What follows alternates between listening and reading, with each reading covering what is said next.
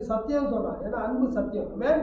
அன்பு வெளிச்சம், அன்பு பயம் இல்லை, அன்பு பூரணம், அன்பு கொடுக்கும், அன்பு தாங்கும், அன்பு ஏந்தம், அன்பு வந்து ஃப்ரெண்டுன்னு அர்த்தம். ஆமென். அதான் ஆண்டவர் சொல்றாரு, ஒரு சிநேகிதனுக்காக தன் ஜீவனை கொடுக்கறத காட்டிலும் மேலான அன்பு ஒன்றுமே இருக்க முடியாதுன்னு சொல்றாரு. ஆமென். நீங்க உங்களுக்கு ஃப்ரெண்ட்ஷிப் இல்லாம இருக்க முடியாது. ஹல்லேலூயா. ஏன் ஃப்ரெண்ட்ஷிப் அந்த அன்பு சொல்றாருன்னா ரகசியம் இருக்காது. ஃப்ரெண்ட்ஷிப் கிட்ட வந்து ஒரு ரகசியம் இருக்காது, ஒளிமறைவு இருக்காது. ஒருவேளை அதுக்கு உதாரணம் சொன்னீங்கன்னா, ஒரு சரீரத்தில் ஒரு அடிபட்டுடுச்சு எங்கேயோ மெயினான ஒரு இடத்துல, சொல்ல முடியாது. அம்மா அப்பா கிட்ட சொல்ல முடியாது, சகோதரங்கிட்ட சொல்ல முடியாது. ஆனால் ஃப்ரெண்ட்ஸ் கிட்ட சொல்லுவாங்க, மச்சான் எனக்கு இந்த மாதிரி ஒரு ப்ராப்ளம் இருக்குடா, என்னை இட்டு போய் கொஞ்சம் டாக்டர்கிட்ட காட்டு போகிறேன். கண்டிப்பாக இட்டு போவேன். ஆமென். நான் பார்த்துருக்குறேன், நிறைய இடத்துல பார்த்துருக்குறேன்.